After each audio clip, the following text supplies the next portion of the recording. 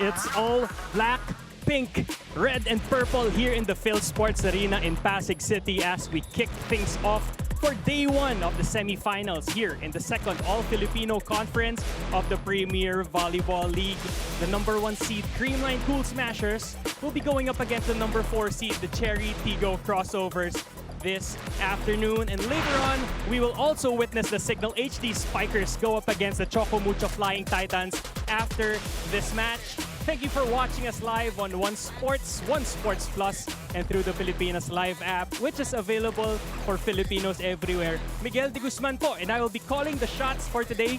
Together with me, Jaime Escalon, who will be giving us some inside information about both of these teams today. And of course, none other than my favorite co-panelist, Mela Tunay. Mela, welcome to the panel today. Thank you, Miguel, and hello kay Jaime. Well, nakakamiss yung ating mga triple headers, no? Pero eto na nga, we are down to the last 4 teams na nakapasok sa semifinals among the 12 teams. Kaya naman mas exciting na ang round na to for the PVL fans.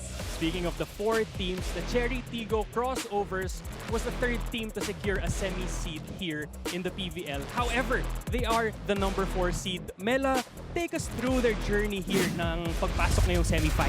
Well, very interesting for the Chery Tiggo Crossovers, no? Dahil they were at the peak until those back-to-back losses against the Ribisco teams, but no one expected them, or at least most people really expected them to secure yung number 3 slot. But unfortunately, masyado nang nakita yung mga weaknesses or na-scout masyado. But nonetheless, ang ganda rin ang pinakita nila the rest of the preliminaries. We could see their skill rankings, 5th in spiking, 8th in blocking, 8th in serving, 5th in digging, 6th in setting, and 5th in receiving. But you know, as much as yung majority dito sa mga skill departments na to, nandun sila sa bottom half, eh yung resulta pa rin napakaganda because 8-3, that's still a big milestone here in the PVL.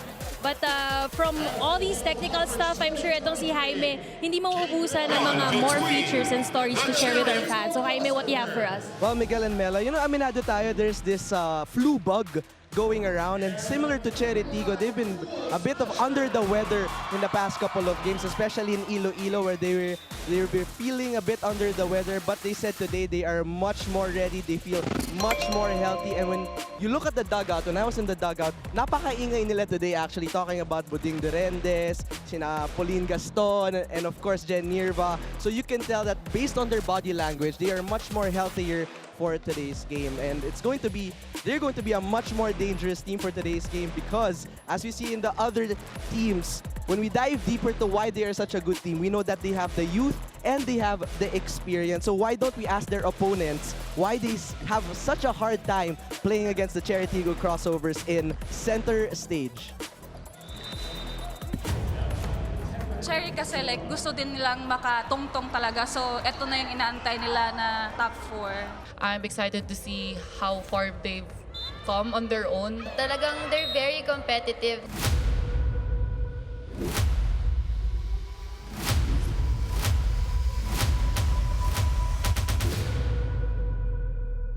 Facing Chery, this conference was actually really hard. We had to play against 4 sets. It wasn't easy. Their variety of attacks. They have a lot of options then when it comes to the net.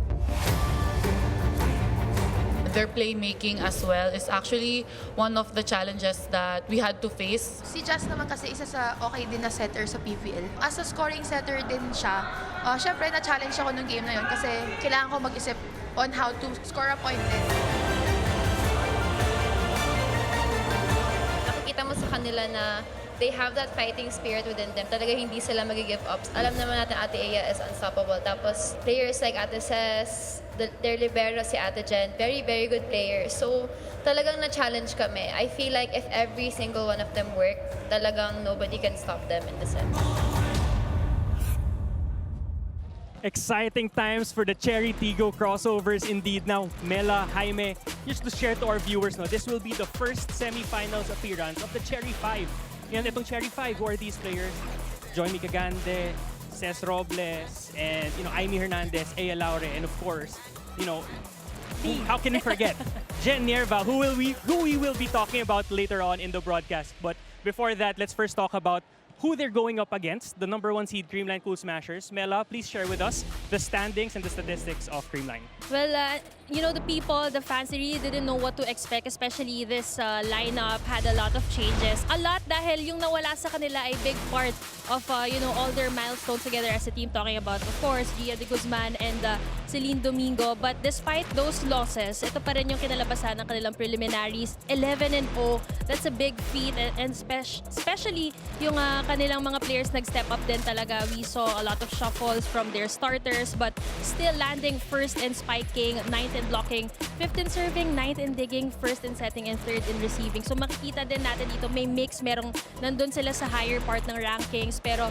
meron din naman na nandun sila sa medyo bottom. But at the same time, yung teamwork talaga at sistema yung nagdala sa kanila dito sa rank #1. And syempre, kung kanina kinilabutan tayo dun sa feature about the Chery Tiggo, I'm sure si Jaime meron ding mga i-share sa atin tungkol dito sa Creamline Cool Smashers. Jaime? Well, Miguel and Mela, as for the Creamline Cool Smashers naman, whenever I have a conversation with them, whenever I try to get some information from them, the phrase "sistema ni Coach Sherwin" is always used. Even when I don't ask them about the system of Coach Sherwin, they make sure that they will use that phrase, and it is also coincided with the word trust. Trust Coach Sherwin's system no matter what happens, and that is why they have multiple PVL championships. That is why they have multiple individual awards in their team, because every time they are on the same page, keep calm and trust Sherwin's system no matter what happens. And I'm sure, Miguel and Mela, that the F2 Logistics and the PLDT high-speed hitters and all the teams in the PVL could aspire to be something like Creamline one day. So why don't we get their opinions on what makes Creamline such a great team? Facing Creamline was definitely intimidating. Si Kyle Negrito, nakikita natin kung paano siya nag-improve this season. Ang hindi ka na magdududa kung sila talaga papasok. Bukod sa powerful, talagang matalino talaga sila maglaro.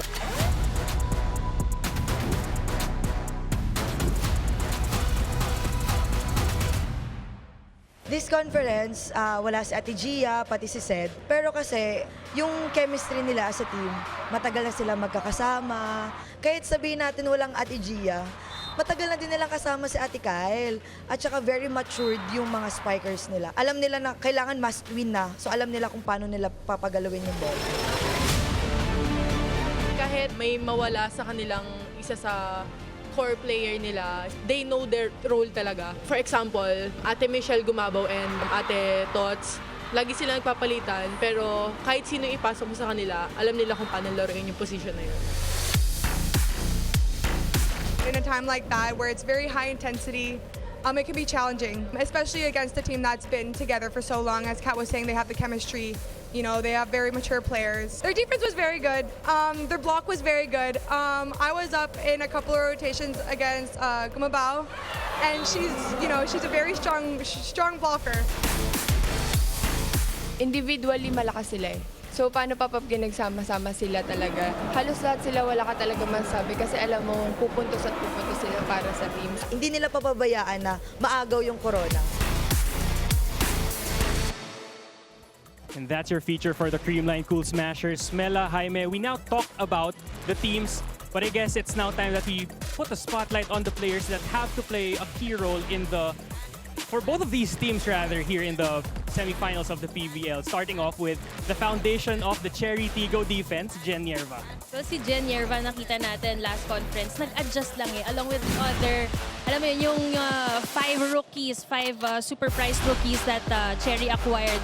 Nakita natin palitan sila ni Buding Duremdes, but still a bit shy compared to how we knew her from the UAAP. But this time, on her second conference with the Chery Tiggo Crossovers, iba na yung kanyang presence sa loob ng court. We know her from the UAAP as a vocal leader. All her teammates would attest to that. But look at that. You know, landing first in the reception department, 52.6 reception efficiency among, you know, the batch of veteran liberos and all-around players here in the league. It says a lot about the dedication of Jen Nierva. Now that we talked about the defense of Jen Yerva and the Chery Tiggo Crossovers, one player who will be challenging the Chery Tiggo defense is none other than Creamline's most efficient spiker, Tots Carlos. Well, ito naman si Tots Carlos, maliban sa ready na yung hair niya no, for the semifinals.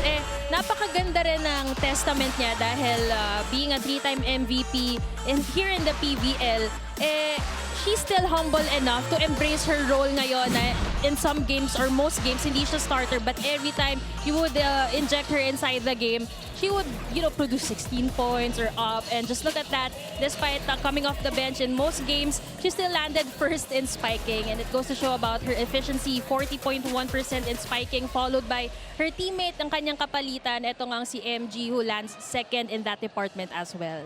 Alright, so now that we talked about Tots and Jen, now it's time for us to talk about two players that have to step up for both of their teams here in our PVL Spotlight matchup. Mela, take it away. Well, ito mga favorite nito ng ating PVL fans, no? Talking about our premier face-off today. In our spotlight, we have Aya Laurea. You can see her stats there. Number 3 in scoring, 4 in spiking, and 4th in serving. Meanwhile, ito naman si Gemma Galanza. Number 7 in serving, 9th in digging, and 6th in receiving. So makikita natin si Gemma is more on the defensive side. And ito si Aya Laurea is more on the scoring side. But nonetheless, both MVP frontrunners at nakakatuwa lang makita na may isang veterana, may isang rookie. But nonetheless, pareha silang sobrang kailangan sa court. And for both the teams that are facing off today, sila yung most consistent din, di ba? Although si Aya, we're expecting her to bounce back because her lowest output in this whole conference was against Creamline in their last meeting in November 28. So tingnan natin kung makaka-bounce back ba si Aya against the likes of Gemma Galanza and co. It will be a very interesting matchup to watch out for indeed. But before anything else, before we start the game, I would like to get back into the panel, Jaime Escalon, who will be discussing something very important bago tayo magsimula dito sa laro. Well, of course, Miguel and Mela, mahal na mahal natin yung fans natin dito sa PVL, which is why we would like them to be part of the conversation for our Pilipinas Live poll question of the day. And today, the poll question of the day is, who will have steadier serves in this big game? Will it be the Creamline Cool Smashers or the Chery Tiggo Crossovers? Well, that's an important question, don't you think, Mela? Well, syempre dahil nga ito, talking about their last game, no, doon hindi na-activate si Aya dahil siya yung tinarget sa serve. So, maliban sa pabigatan ng serve, pagalingan din to market. Kaya naman, we're very excited for the matchup today. Speaking of matchups, 12 teams have tried for remain in the hunt for that championship. When we return, it will be Creamline versus Chery Tiggo. You're watching the PVL, the heart of volleyball.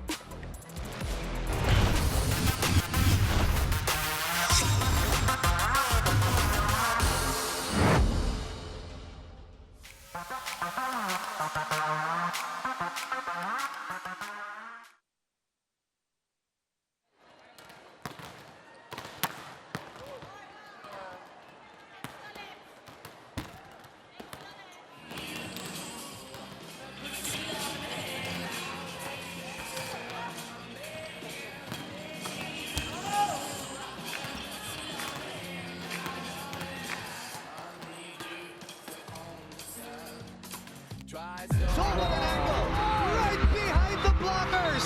What an exchange we're seeing right now. Rejected at the net by a triple block. This is gonna be so exciting kasi nga iba yung labanan na to talagang labanan of heart talaga. Talagang magpapakamatay talaga sa yung bawat teams para lang hindi bumagsak sa kanilang kanya-kanyang court.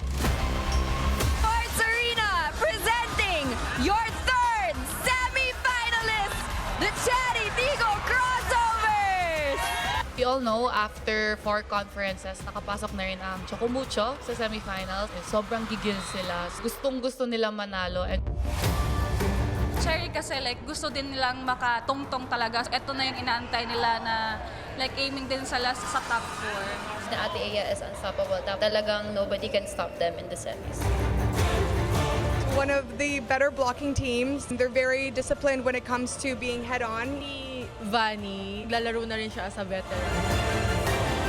I was up in a couple of rotations against Gumabao, and she's a very strong blocker. Papabayaan na, maagaw yung corona.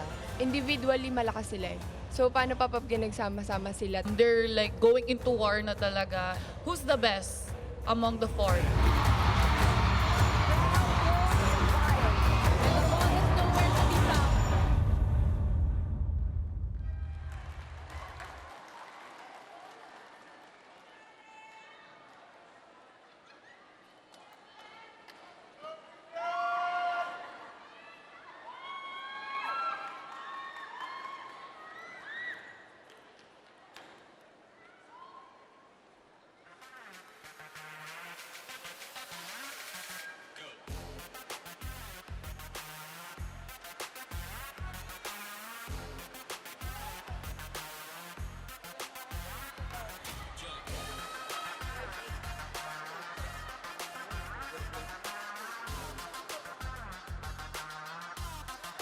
And now let's meet our officials for this match. Our first referee, Enrico Eusebio, National Referee.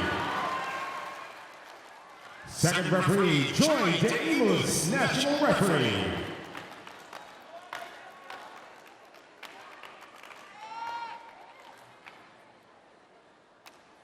And now the starters first for the Chery Tiggo Crossovers. Opposite hitter from the University of Santo Tomas, number 9, team captain, E.J. Laure. Center from the National University, number 2, Jasmine Nabor. Middle blocker from Anderson University, number 7, Mylene Pott. Outside fighter from USC, number 8, Aya Laure. Outside fighter from the National University, number 21, Cess Robles. Middle blocker from the Ateneo de Manila University, number 22, Pauline Gaston. Starting liberal from the Far Eastern University, number 25, Putin Durantes.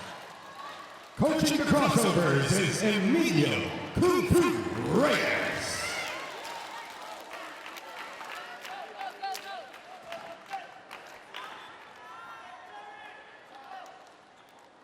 And now the starters for the Creamline Cool Smashers. Outside fighter from the Ateneo de Manila University, number 2, team captain, Alyssa Valdez. Center from the Far Eastern University, number 1, Kyle Negrito.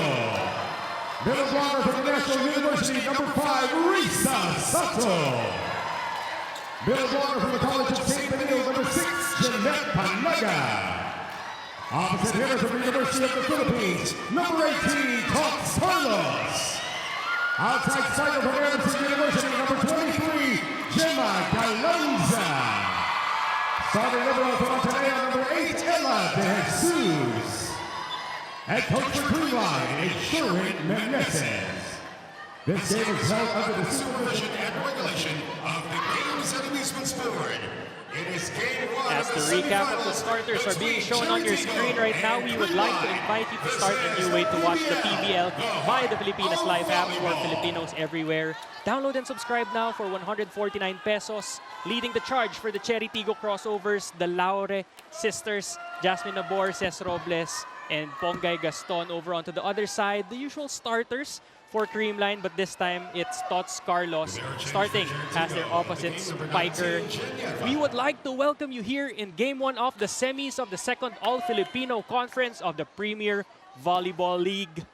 Kyle Negrito lining up at the service line. Miguel de Guzman at your service together with Mela Tunay and Jaime Escalon, who will be giving us some reports on the game later. Mela, we are about to start the semis. Gano ka-exciting ngayon ang atmosphere dito sa PhilSports Arena? Well, exciting talaga dahil itong si Coach Sherwin, naninigurado talaga. Imagine injecting in Alyssa and Tots Carlos early on na hindi natin palaging nakikita, at least for this conference, dahil nga, like we mentioned in the pregame, talagang sinashuffle nila yung kanilang wingers, and it's very unusual for me to see Alyssa Valdez, number 49 in scoring, no? But every time she steps inside the court, she even won POG honors. Pero sa larong to, maganda rin ng unang simula dahil that first point went to Aya Laure and the Chery Tiggo Crossovers. Tots Carlos tying the game at 1 apiece off the hands of the blockers of Chery Tiggo. And, you know, we mentioned it earlier in the pregame. Chery was hit by the flu bug towards the latter part of the eliminations. Now, it's nice to see them in full strength and everyone back and healthy again for the crossovers. Unfortunately, that attack goes wild and out for Mylene Paat, giving Creamline the point. Mylene Paat committing an error, but it's good to see her on the floor as well, because during their last match on November 28th, she wasn't a starter not until the second set, and they won that set, so you know the impact of having a Mylene Paat inside the court. Aya Laure scoring again for Chery Tiggo. That's now 2 points for the UST Golden Tigers. I think one thing for Aya, she made sure na umpisa ng laro, gising na siya ngayon. Because that was a struggle last game. I mean, back-to-back games yun eh. During that F2 game, fourth set na siya nagising. Buti na lang, may mga tinatawag nga yung kanyang mga fans na nag-stepmother para nung time na she wasn't as efficient, may nagpo-produce. But this time, she's gonna go for the attack again. Valdez cross-court, but Durantes was there. Robles to Laure. 3 points for Aya early on in the match. 3 points for Chery is contributed by their top scorer, Aya Laure. Let's take a look at that again. Great swing, adjusting to that off-system set. Good start here from Chery Tiggo. Jasmine Nabor now up to serve for the crossovers. Good serve, Kyle. Back set to Tots. Good dig by Nabor. Laure. Unfortunately, that goes outside. Point for Creamline. Lack of spin on that last hit there from Aya Laure. Makita mo sana yung attempt niya na ibabawan dahil ang bilis niya pinalo. But there was lack of wrist action there. Panaga right now is serving. Siya din I believe in the serving department, number 9.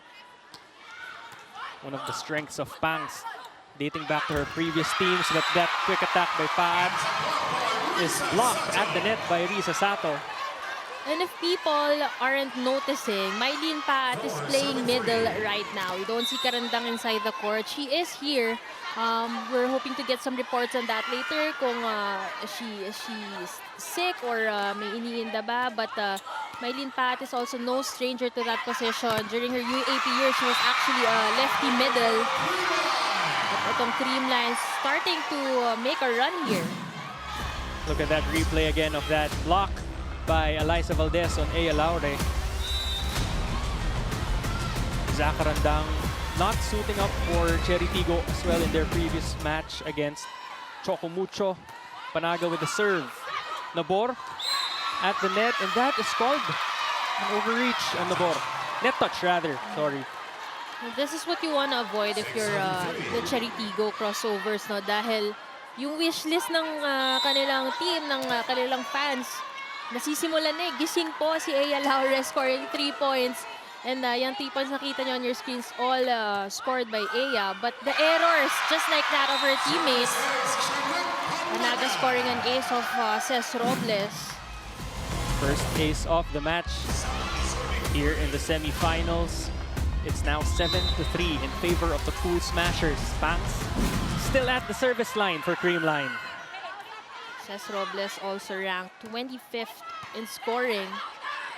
Kind of like Tots Carlos, no, na not always a starter but very efficient when inside the court.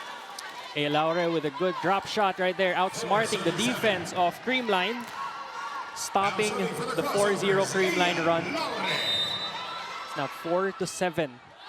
Aya serving for Chery. Good serve, targeting De Jesus. Negrito to Tots. That doubles up on Chery Tiggo, 8-4. Creamline leads. Jaime Escalon has a report for us. Jaime. Miguel and Mela, you know, we were talking about Jen Nirva in the pregame, and she said that her success now was met with a lot of adversity. It began when she graduated from NU. After that UAAP season 85, she was met with doubt and struggles, leading her to question her role in volleyball. She gave herself time and patience for her to process her lost confidence, but trust and faith in God got her love back for the game. Now, favorite verse nga niya sa Bible, Philippians 4:13, I can do all things through Him who strengthens me. Her favorite Bible verse she goes back to when she needs confidence in digging and receiving. Now, a reporter once asked her what she wanted to be remembered in the UAP. Sabi niya, championship attitude. So I asked her what she wanted to be remembered in the PVL. At sabi niya, just a person who is stronger than her struggles. Now, you can watch Jen and the Chery Tiggo Crossovers more on Pilipinas Live for as low as 149 pesos a month. Now, let's go to this timeout. Tatayuan nyo na lang, hintayin nyo, bibigyan kayo bola o hindi, okay lang. Walang mangyayari talaga sa atin. Gaya kung ano nangyayari ngayon. Lahat ng lima na yan, walang nangyayari. Literal. Pero kung gagalawan at mag-uusap kayo, for sure may mangyayari sa atin. Isahin na natin yan.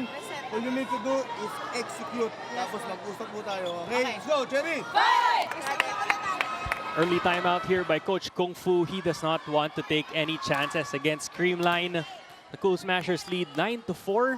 Still serving for Creamline. Tots Carlos now serving for the Cool Smashers. Coach Kung Fu saying, in-ensayo na natin yan. All you have to do is execute dahil nga mukhang magandang ginagalaw nila kanina, but it's the errors of the team that have been giving Creamline their momentum. And syempre, when you give them the momentum, Valdez and the rest of the Cool Smashers are gonna capitalize on that. Here on your replay, Eliza challenging EJ Laure rather, on that sequence and getting the point for Creamline. Tots Carlos still at the service line. 4-10 in favor of Creamline. That sails outside. 5-10 now.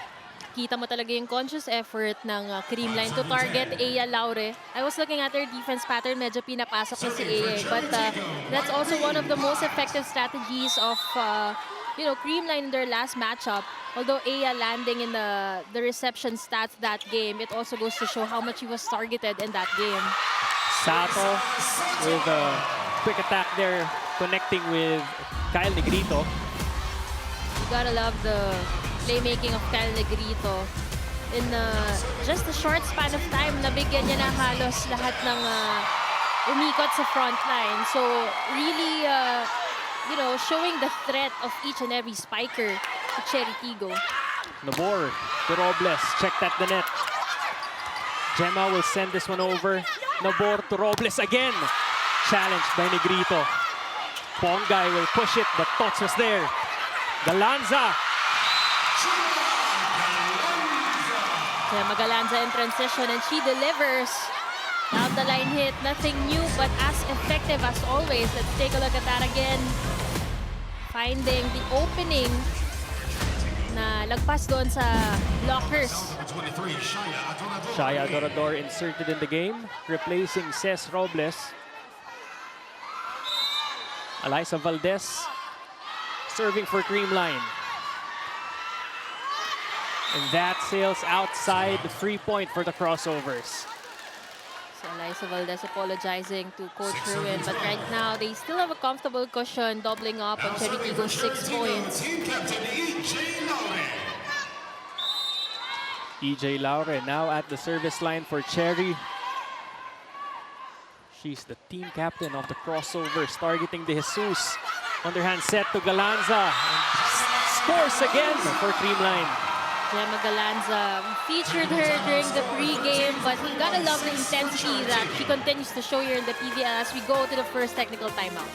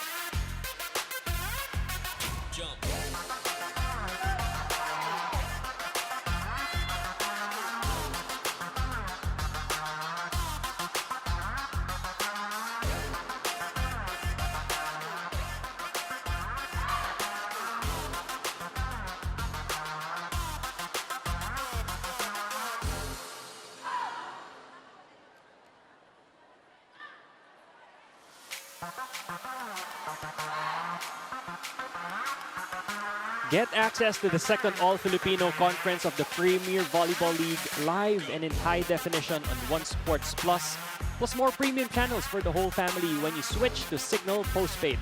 Subscribe to Plan 520 and enjoy 3 free months with no cash out. Call 88555 or visit your nearest Signal dealer. After the technical timeout here in the first set, Creamline with a 13-6 lead as we see this attack by Gemma Galanza. Off the hands of Jasmine Nabor. Scoring for the Cool Smashers.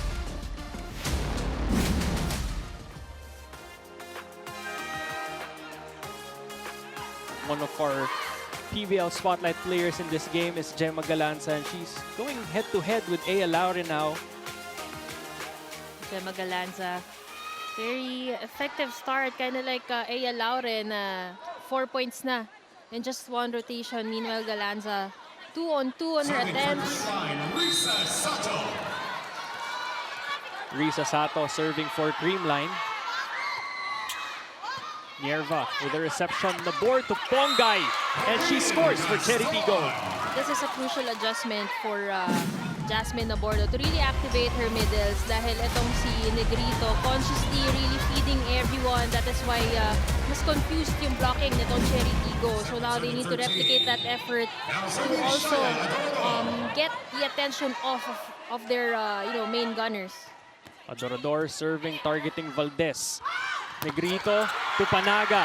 Ball is still alive. And point goes to Chery Tiggo. Look at the effort of Gemma Galanza. Talagang pipilitin buhayin and ma-recover yung bola. But no one from her teammates got that ball over. Shaya serving for Chery. 13-8. Targeting Valdez again. Galanza had to adjust. Ball is still up. Gemma. Straight to the net. Point goes to Chery.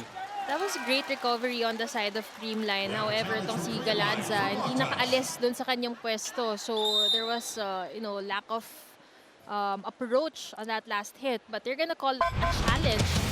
Try to see if makakalisot sila dito.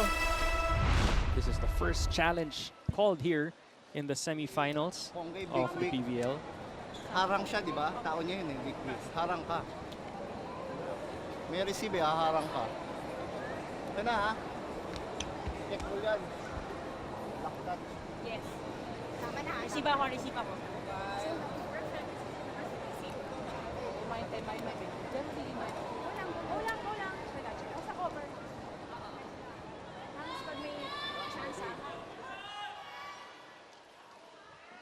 See the replay here on your screens of that challenge. And it's a successful challenge for Creamline. Coach Sherman seemed very confident in that huddle, Mela. Block touch yan and Gemma answering, yes coach, meron. Sometimes you just gotta try your luck. Coach Kung Fu, you see the frustrations here on the sidelines. So the point is gonna be replayed. Shaya still serving for Chery. Galanza with the reception. Galanza with the attack. Galanza with the score. What a combination play for Gemma Galanza. Great connection as well with Kyle Negrito. Let's take a look at that again. Transition and yung passing niya doon medyo 12. Hindi siya yung usual open set from Kyle Negrito. Kyle serving for Creamline. Targeting Adorador. Good reception by Shaya. Pongay runs. Good dig by Kyle. Check that the net by Aya. Nabor will go to Aya again. And this time, it's her turn to score. This is the premier spotlight, the showdown that we were really talking about during the pregame. Gemma Galanza firing off with those spikes every time she gets set. And syempre sa kabila naman, Aya Laure doing the same. Mela, pag si Aya binigyan mo ng single block, alam mo na itatawag natin. Parang 90% sure na din eh. Same din naman sa mga spikers ng Creamline, just like that. Diba? Yung twist doon, minsan kahit double blockers, parang ganun din yung resulta eh. And it's very, it goes to show about the efficiency of these power spikers. Gemma Galanza now serving for the Cool Smashers. They have a 6-point lead over the Chery Tiggo Crossovers. Nabor to Paat. Valdez with the up. Atienza. Galanza will send this one over. Free ball, Chery. Nabor to Paat. Checked at the net. Nabor will push this one, but Galanza was there. Tots. Checked by Aya. Alyssa blocked by Paat. Tots again. Good dig by EJ. Aya. Longest rally of the match so far. But scorers will find a way to score. Aya Laure scoring for Chery once again. I'm pretty sure I'm not the only one getting goosebumps right now. I mean, this is the semifinals, but that rally kinda have that finals feels because none from both sides really wanted to give up. Look at Alyssa hanggang kayang scoop yung bola. She's still gonna do it, but You did mention it was the longest rally, also the most intense rally so far in this game. Ea Laure already with 7 points for Chery. Negrito to Valdez. EJ checked at the net. Panaga will push. Buding with a good save. Ea again. Kyle to Eliza. This is the kind of advantage you get. Transitioning Mylene Paa to the middle.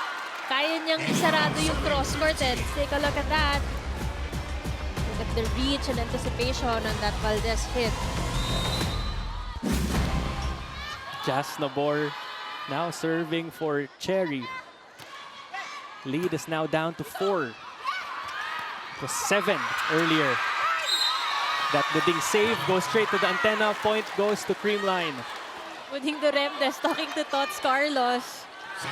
And you gotta love the sportsmanship, no? You know, the players, as intense as they are, they're all just having fun. But, you know, looking at both Ea and Tots, you see the variations no, sa kanilang mga atake. A lot of cut shots and a lot of power hits today. Really playing kung ano yung magbe-benefit sa kanila from that situation. Good serve from Panaga. Nabor will go to EJ. Kyle. Back set to Tots again. Off the hands of the blockers. Good dig by Adorador. Negrito to Tots again. Single block. And that sails outside. Point goes to Creamline. Well, you gotta appreciate the blocking efforts of the Chery Tiggo Crossovers. They've been getting those block touches, but Tots Carlos being smart enough to use the hands of the blockers to get her point. Panaga still at the service line. Adorador was the target. Pat from the middle and scores for Chery Tiggo. Mylene Paat scoring off second tempo set by Jasmine Nabor. Also using the hands of the blockers. We know that in this game, as much as she played middle nung college years, that was a long time ago. So now they really have to adjust yung setting na mas makakapuntos itong si Mylene Paat. Kyle to Sato. EJ. Sato again. And this time that goes through for Risa. Risa Sato also contributing big time here in this game. She already has 3 points. And that's big for middles na wala pa tayo sa kalahati ng first set. But she's already contributed that much. Tots Carlos serving. And that sails outside again for Tots. Again, the effort to target Ea Laure is there. You see Tots Carlos and even sila Eliza Valdez may tendency mag-outside yung serve nila because they're targeting medyo malapit na sa end line. Pat with the serve. Negrito will set this one to Tots. Still finds a way to score. Just a lot of ball control for Tots Carlos. Makita mo naman kahit offset, ginawa na lang yan ng paraan ni Kyle Negrito. Medyo kumanan pa yung set, no? But she knows where to put the ball, how much spin she needs in an attack. That chemistry between the two in play or in that sequence as Shaya scores for Chery Tiggo, 14-19. Shaya Adorador coming off the bench right now. Did mention the chemistry and connection of Kyle Negrito and Tots Carlos. Well, matagal na rin magka-teammate itong si Shaya at si Nabor, even tracing back to that championship noong 2021. It was actually Shaya na binabad doon sa kanilang 5-set match to win the crown against Creamline. So in crucial moments like this, malaki rin ang tiwala ni Nabor kay Adorador. A double substitution over at the side of Chery. Kagande and Karandang are in the game for Coach Kung Fu. Tots scoring in that sequence. 20-14 now in favor of the Cool Smashers. And Tots Carlos getting more athletic. I don't know if that's even possible dahil siyempre sa atin napakalakas niya na eh. May mas ilalakas pa pala at great adjustments from her. Back set by Kagande. And there is a net touch called on Creamline. Gemma admitting to the violation. See the replay again. On her way down, scrapes the bottom of the net. Fadeaway block yung ginawa doon ni Gemma to catch the spiker. Shaya serving. Kyle adjusts, sets to Gemma, cross-court, Buding, good read. Shaya from the back row, pushes, not enough. Point goes to Creamline. Si Shaya Adorador mistimed that set. Or it was, you know, a bit inside yung set na yun ni Kagande to her. Tinapos ng buwelo yung si Shaya. Kyle Negrito serving for Creamline. Already with 6 excellent sets. She's averaging 4.88 here in the conference so far. Adorador to Aya. Joymi to Aya again. Checked at the net. Good up by Karandang. Free ball for the Cool Smashers. Kyle. Back set to Tots. No doubt. No one even attempted to go to the direction where Tots Carlos' ball was heading. That's how fast her attacks was. Look at that. So much talent out from Tots Carlos. And this is a very lethal front line for Kyle Negrito. You have Gemma Galanza, Pangs Panaga, and Tots Carlos. Meanwhile, on the other side, makikita mo si Karandang already inside the court. Tignan natin if mas magkaroon din ng impacto na merong legit middle talaga. The one, you know, the one that they really trained with for this position. Pauline Gaston serving for Chery. Kyle. Combination to Gemma, and that sails in for Creamline. That could have hit somebody else's head. Buti na lang yumuko yung defender dun sa kabila. So look at that set. Ang ganda ng ipit doon ni Kyle Negrito, leaving a big opening, no blockers for Gemma Galanza. Good serve from Gemma. Kagande to Karandang. Karandang trying to lift everybody up. Minsan yan lang din yung kailangan eh. Yes. Jasmine Nabor and EJ Laure back in the game, replacing Kagande and Karandang. 17-23. Lead is back to 6 for Creamline. Nabor to Galanza, Negrito to Panaga, and that sails outside. That attempt was actually a very good decision by Negrito and Panaga, but it's just a matter of execution. Kinapos, or sumobra rather, ng konti. Let's see if babawiin siya. She's still in the front line right now. Nabor with the serve. Valdez, cross-court. Valdez scoring off the set point for the Creamline Cool Smashers. I mean, you really have to commend the setting of Kyle Negrito. Makita mo yung ipit eh. Akala ng Chery, pababawiin itong si Panaga after the error. So, may delay talaga bago niya bitawan yung open set na yun. Panaga serving for Creamline. They are now at set point. Nabor to Aya. Tots with the up. Kyle to Tots again. And that ends set number 1 in favor of the Cool Smashers. That wasn't a walk in the park for Creamline, but they make it seem that way.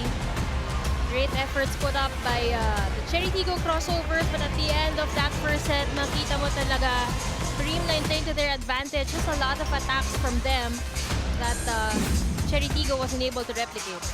Creamline takes set number 1, 25-18. We will return.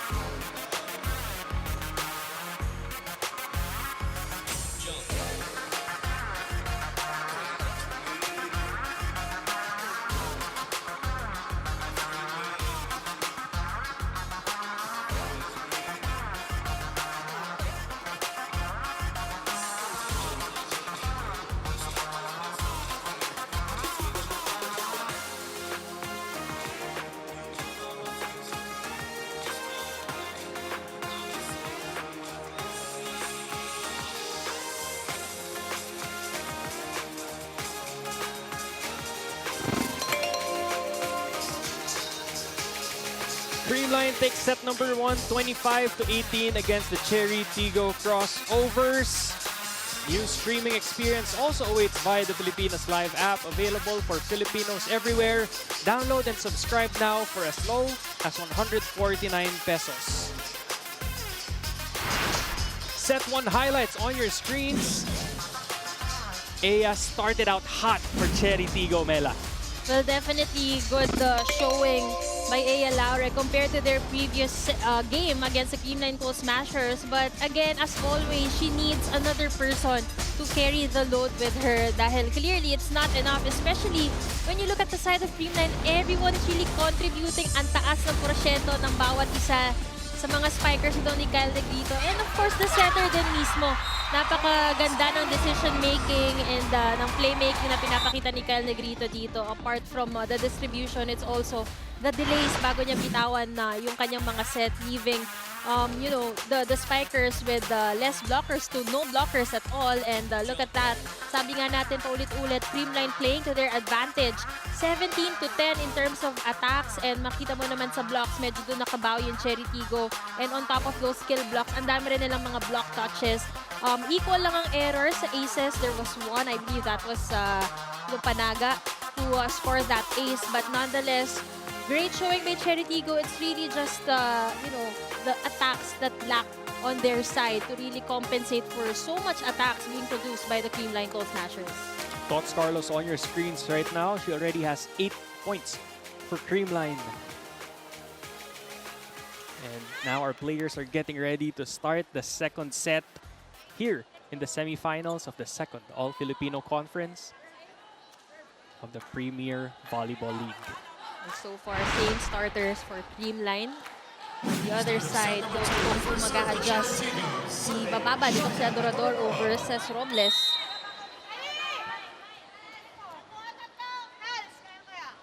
Shaya with the serve, targeting Valdez. Negrito to Galanza. Good dig by Duremdes. Aya off the hands of the blockers, scores for Chery Tiggo. Aya Laure, she acknowledged na double block yung nakatapat sa kanya doon. Kita mo yung follow-through talaga. All power that last hit, getting that point off the block. Shaya serving for Chery Tiggo. Let's see who she will target. Valdez again. Negrito to the running Panaga. Oh! Unfortunately, that goes straight to the net. Was the error by Chery Tiggo.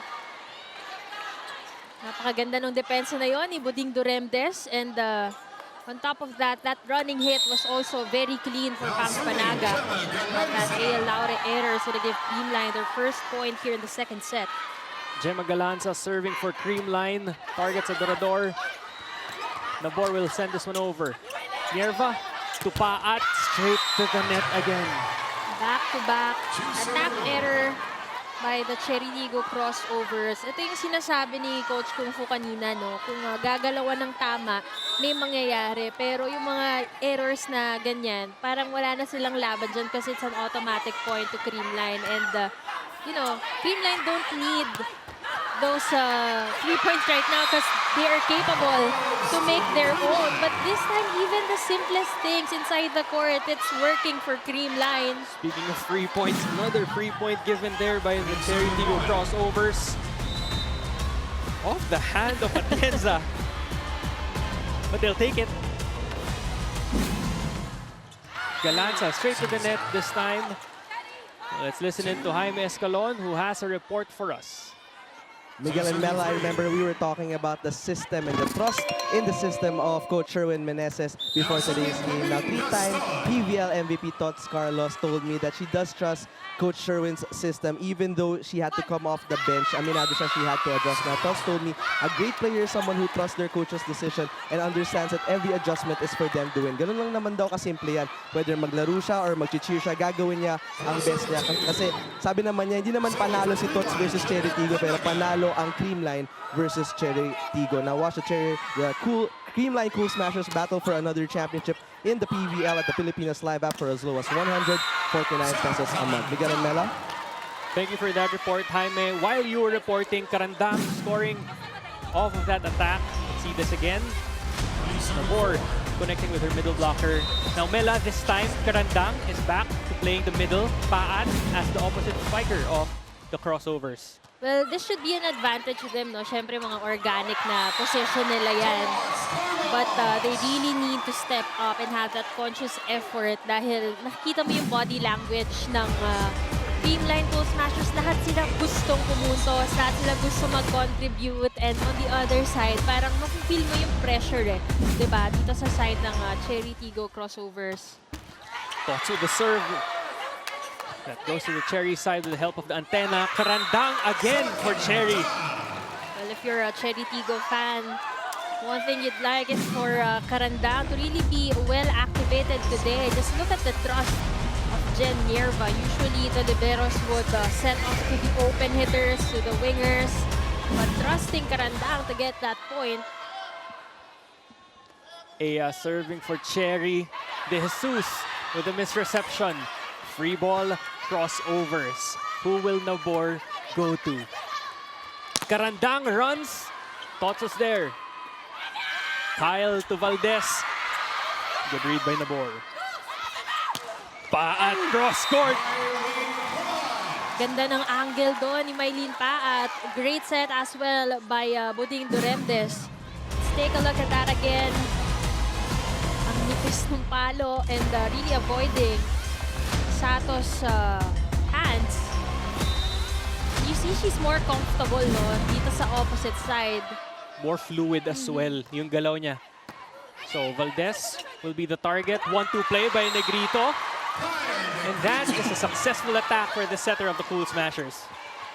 Wala, itong si Buding Duremdes. Maiisahan ng kanyang former teammate and Kyle Negrito. Both of them suiting up for the FEU Lady Tamaraos in the UAAP. Valdez, 3 points, 2 attacks, 1 block, serving. Targeting Adorador. Shaya. Kyle to Gemma. Drop shot. Good save by Nabor. And there will be a challenge over at the side of the Cool Smashers. It will be a floor touch challenge called by Coach Sherwin and his coaching staff. You also see from the side of Creamline, talagang mas madalas yung mga drop balls nila in this game compared to their, to their usual game. So I guess they got that from their scouting, no? But kanina, very consistent yung scores nila from cut shots, from drop balls. But now nag-a-adjust na rin ng depensa itong Chery Tiggo.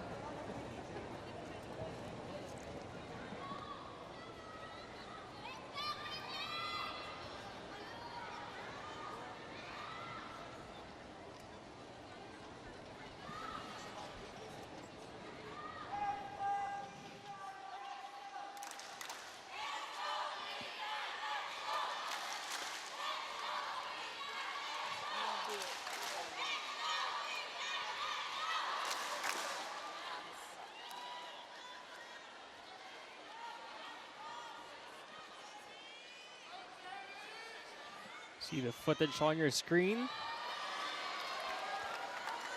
Seems like a good ball.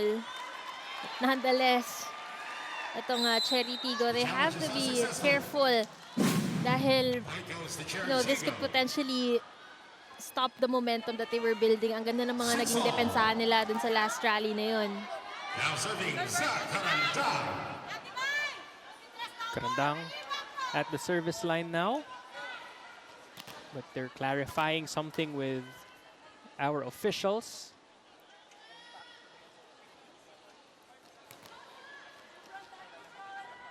Regarding the previous challenge that was called by Coach Sherwin. So Karandang will now serve to get things back. 1-2 play by Kyle. Miscalculates that one, sails outside. Gotta love the effort of Karandang dahil talagang nakapunta na siya dun sa may front line. And not a lot of middles are fast enough to anticipate those kinds of drops. Ganda rin ang target nito ni Negrito dahil nga walang libero sa floor. Sumobra lang. No doubt of that one. So Kyle takes matters into her own hands, ties the game up at 7 for Creamline. Kanina sumobrang outside, ngayon naman sumobrang baon. Gandang bawel ni Kyle Negrito in that last sequence. And we all know how big of a scoring setter she is. Ooh, rare service error there from Sato-san. That sails outside, free point for the crossovers. Now serving for the crossovers. Paat now serving for Chery. 8-7 is the score. Kyle runs. Underhand set to Galanza. Good dig by Buding. Galanza again. This time she's checked by Nabor. For the third time, Galanza off the hands of Chery. Nabor to Adorador. Pushes it. Eliza from the back row. Ball is up. Good hustle from Aya. And Gemma finds a way to score off of that regalo. Aya Laure with the effort to keep that ball alive. Unfortunately, mapupunta sa bakod ng Creamline. Yung save niya na yon, and Gemma Galanza just taking advantage that everyone on the side of Chery Tiggo was outside the court trying to, help Aya Laure. No one left to recover that ball. 8-all, Kyle serving. Nabor, back set to Paat. Pushes it. Atienza, Negrito, Carlos. Nierva with the dig. Gaston points at the net. And she knew that it was Chery Tiggo point. And that replay again on your screen. I'm not sure if that Gaston hit sails outside, but puntos nila dahil may net touch, or regardless if may net touch or wala, puntos talaga yon. But they're gonna take it, and it's a good sign that Nabor is still activating the middles. But Gemma Galanza is just on another level, not just in this game, but this conference. We did mention how she is the most consistent Cool Smasher because, syempre, in terms of playing minutes, siya rin yung babad sa loob. So, offense to defense nandyan talaga. But every time that combination play is set up for her, ganyan ang mga resulta. Aya Laure scoring again for Chery Tiggo. 10-9. We've been hearing the name of Aya Laure producing for the Chery Tiggo Crossovers. We're yet to hear more consistent names to support her. They are down, or they are at a lead at 1 point here.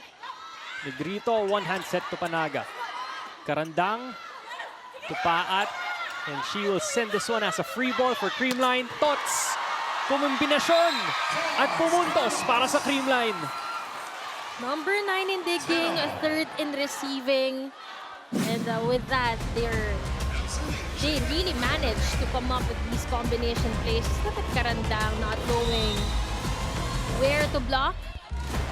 And Tots Carlos, kahit sinong paikutin itong ni Kyle Negrito, no, whether it's Tots or Gemma, when it's that middle second tempo play, it's very effective for Creamline. You know, speaking of Kyle and her setting, Mela, this conference, we see that the middle blockers of Creamline, ang dalas nila mag-running attack compared to the previous conference, zero tempo.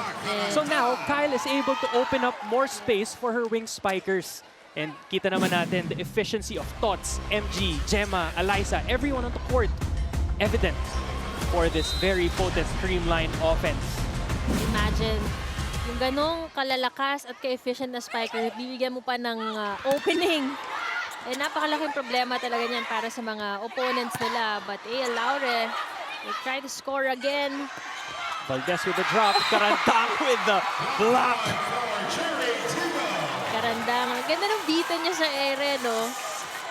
And look at the body language of the crossovers. They really need someone with this kind of energy to influence them because we know how talented their lineup is. We know how explosive they could get in a game. They just need, the right mindset, especially when you're up against a very stable and strong team like Creamline. Karandang already with 5 points for Chery Tiggo.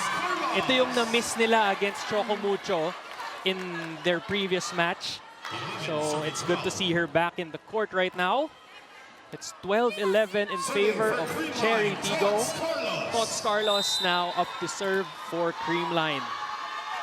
But yung middles nitong Chery, kailangan talaga mag-step up. You did mention their game against Choco Mucho. Yung middle ng Flying Titans score double digits, talking about Madayag with 11. At nung game din nila against Creamline, I think Panaga had 10 in that game. At hindi yan nare-replicate ng middle game nitong Chery Tiggo. So right now, with Karandang having that amount of score, it's already a big boost for them. Karandang stepping up in lieu of the injured Aimee Hernandez. We hope to see her back in the court soon. Adorador. Aya will give a free ball to Creamline.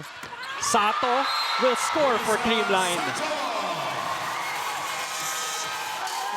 When we talk about the middle game, you have to remember Sato-san, one of the most awarded MBs here in the PVL, especially during her peak, and she's gonna bring Creamline to the technical timeout. Jump.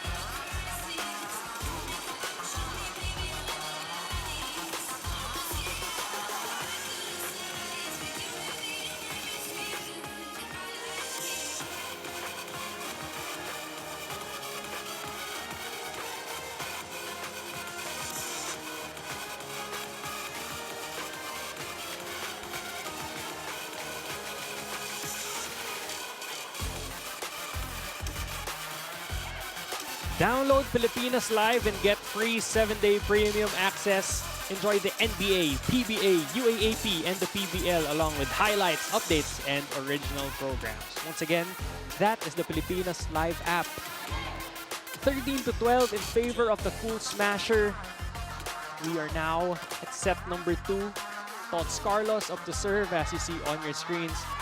There, Mars Alba and Fang Arce enjoying the game.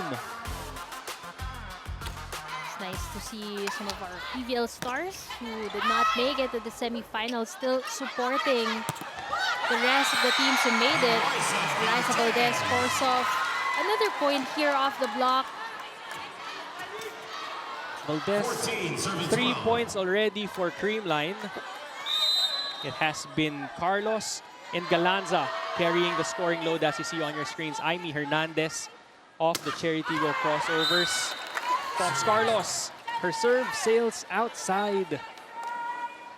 14, serving 14. 13-14 now. Aya Laure at the service line for Chery. On your screens as well are members of the Akari Chargers, Marciano with Coach Jorge De Brito enjoying the match. Tots. Kyle will set this one up to the other team. It will be a free ball for Chery. Durendes, Nabor, combination to Paat. Good read and defense by Galanza. Back row, Aya. Back row, scoring for Aya Laure in that sequence. Mapaharap, mapaback row, Aya Laure finding ways to score for Chery Tiggo Mela. 10 points already for Aya Laure after that back row hit. Already outscoring herself compared to her first meetup with Creamline. 9 points, her lowest output in this conference. See that combination play from Eliza Valdez slowly heating up in this match. Well, kanina pa din natin binabanggit yung combination play na yan, no? And look at Kyle dito. Sabi nga natin, kahit sinong setan niya na winger, basta yung combination play na yan, it's always so efficient for the Cool Smashers. Even when it's spawns, di ba? Yan yung mga favorite play nila. At Shaya, tatawid yung bola. Nabor will set this one up to Shaya again. Cross court. Good dig by Atienza. Galanza. Ball is still alive. Another long rally here. Sato runs and scores for Creamline. You know, the opportunity for Kyle Negrito to play in full minutes ngayon, it's really paying off dahil yung court sense niya sobrang tumataas. Imagine nakita niya si Shaya na nag-recover ng bola and she would set a running hit to Sato at nakita natin how delayed yung block doon ni Adorador was. Nabor to Karandang off the hands of Galanza. And middles really being, you know, a big impact in this game from both sides. Karandang for Chery Tiggo and that Sato and Panaga duo for Creamline. Karandang now serving for Chery, straight to the net. Alam mo, kailangan talaga maging careful ng Chery Tiggo dito pagdating sa kanilang mga puntos. Dahil yung puntos nila, they don't get it as easy as how Creamline gets their points. So kailangan alagaan talaga nila yung errors. Ponggay checked at the net. Nabor goes to Paat. Cross but checked as well. Back set to Adorador. Good dig by Valdez. Galanza again. And she scores for Creamline. No attempt at all from Adorador to move to that direction kung saan napunta yung check ball. Let's take a look at that again. Siguro there was also that confidence na, ay, si Janier pa nasa likod ko, baka kukunin niya na yan. But nonetheless, tatawag ng timeout dito si Coach Kung Fu. Let's listen in.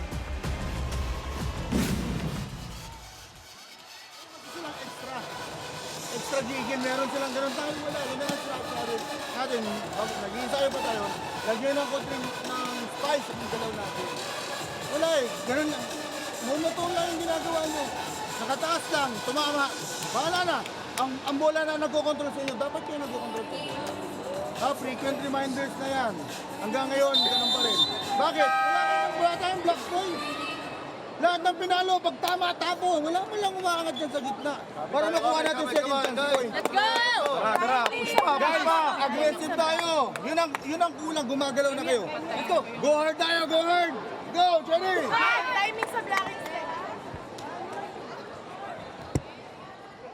Coach Kung Fu Reyes calling for the Chery Tiggo Crossovers to be more aggressive, both offensively and defensively here as they are down 3 points against the Creamline Cool Smashers. Sato-san with the serve. Nabor to Shaya. Off the hands of the Cool Smashers blockers. Ponggay, free ball, Chery Tiggo. Kyle to Gemma again. Late close out by Gaston, but the ball is still alive. Paat, checked at the net. Panaga and Galanza apologizing to Paat after getting that solid block. And then ang tapat doon ni Panaga, talagang payong na payong. But, you know, the efficiency of Mylene Paat is also not its usual. So Chery Tiggo in this game, great contribution from Pauline Gaston.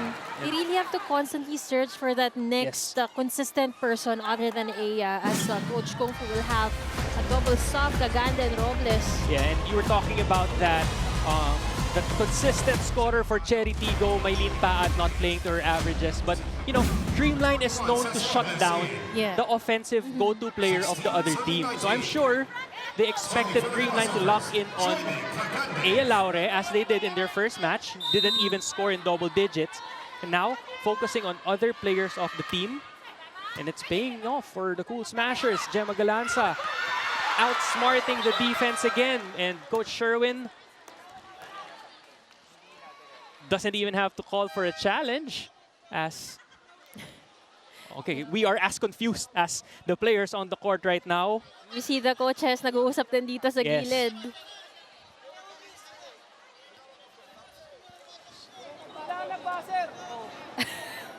Over on the Chery side of things, they were calling for Carlo and the coaching staff of the Cool Smashers that they already called for a challenge.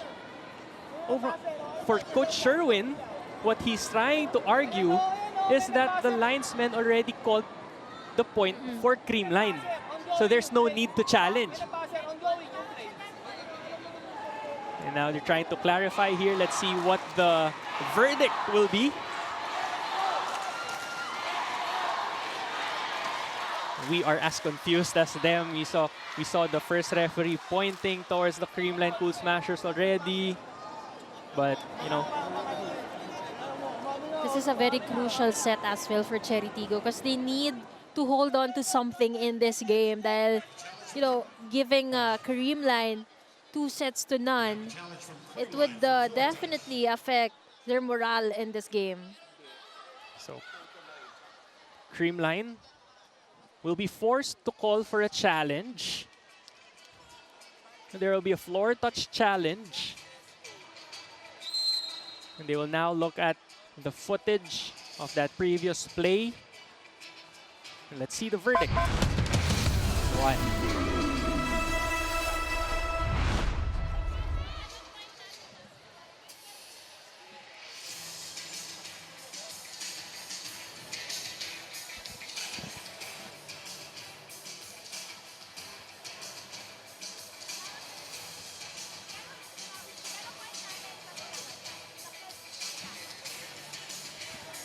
While we're waiting for the footage, you see Eliza clarifying with Coach Sherwin and their officials that the point should go to Creamline, depending if this challenge is successful or not.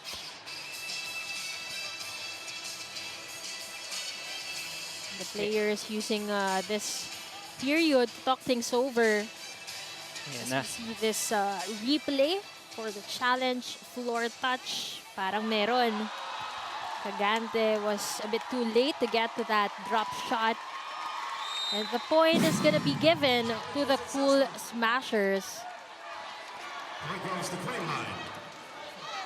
Kyle Negrito now serving for Creamline. It's 16-20 in favor of the Cool Smashers. They have one challenge left in this set. Kyle already with 14 excellent sets here in this game. Cagande to Pongkay Gaston. Gandang bawi ni Cagande doon, setting up a lean Gaston and a clean hit from her. Let's take a look at that again. Panaga hindi na nakatalon. And the no hands high enough to block that a quick hit by Gaston. Adorador with the serve. Negrito to Tots Carlos. Carlos really taking advantage na itong si Robles. She's a smaller blocker and she directed that spike to her. See that again. Nilusutan lang yung kamay ni Cez Robles in that sequence. Gemma Galanza now serving for Creamline. It's 21-17. Make that 18. Still in favor of the Cool Smashers. This is a 3-point ball game. Creamline, Cool Smashers still on top. Chery Tiggo really needs to make a run here. Dahil, you know, echoing back my sentiments earlier, kailangan nila ng panghahawakan na kaya nilang lumaban against Creamline. Valdez. And our first referee will call our linesmen. One called for a check, the other called it outside.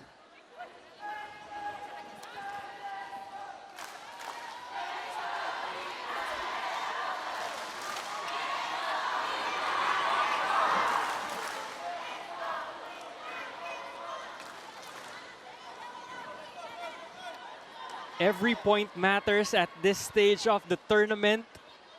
Let's see. And it looks like they're awarding it to Chery, but Coach Sherwin will be calling for a block touch challenge. So let's wait and see if they can get the point back. And this is the crucial stretch that we've been talking about as well. Tingnan natin kung this challenge will be at Creamline's advantage yet again dahil as much as they're up ahead, pag binigyan mo naman ng kumpiyansa itong Chery Tiggo, anything could happen. See the footage on your screens, and there is no block touch for the Creamline Cool Smashers. That unsuccessful challenge means they don't have any more challenges here in the second set. Eliza talking to Coach Kung Fu. One of her tatais since high school. But Sherwin calls for time. Let's listen in to their huddle. Bang sa A ka lang. A ka lang. Sila ilang dito. Pero pag walang nag-alangan na yung receive, yan na tayo, ha? Timing lang kay, kung mapunta yung bola, kay Lauri lang na may siset yan. Receive po na ulit. Okay! Confidence sa palo, ha? Confidence sa palo. Energy! Creamline! Happy! Hey, let's keep on smiling. Yeah. Let's go. 2-point lead by the Cool Smashers here in the second set, as you see more members of the Akari Chargers in attendance. Michelle Cobb, Genesis Madrigal, and Fifi Sharma in attendance today here in the Phil Sports Arena in Pasig City. It's day one of the semifinals of the Premier Volleyball League. Pauline Gaston at the service line for Chery. She already has 3 points for the Crossovers. Akari parang mabibitin sa kanilang conference. That's why ginawa na nilang bonding ang panonood ng PVL. But why not? The action is really high here. Valdez on her second attempt gets it to go for Creamline. To the delight of Coach Alan, Sir Alan Acero rather. Let's take a look at this Eliza Valdez hit. Recover the first time. Binigyan ng regalo. Smart enough to target that part of the end line dahil masyado nakapasok yung defenders. And when we talk about court sense, we know how high ang baon ni Eliza na court sense every game. And she also knows that Pauline Gaston just came from the service line, so sometimes middle blockers aren't known to be the best defenders, but of course Pongay playing libero in some stretches during her college days. Adorador from the back row. Kyle to Tots. Adjusts, unfortunately, not enough to make that ball sail to the other side of the court, as the Chery Tiggo Crossovers will again insert Paat and Nabor in for Cagande and Robles. Jasmine Nabor now going to the service line. It's a 2-point game here in the second set, 20-20. Alam mo, Miguel, kung pumasok pa yung palo na yun ni Tots Carlos, no? Kakaiba na talaga yung ball control. But right now, they're at the lead, 2 points. Combination play for Mylene Pakan. It seems like maganda yung naging POV na nakuha niya nung siya inuupo.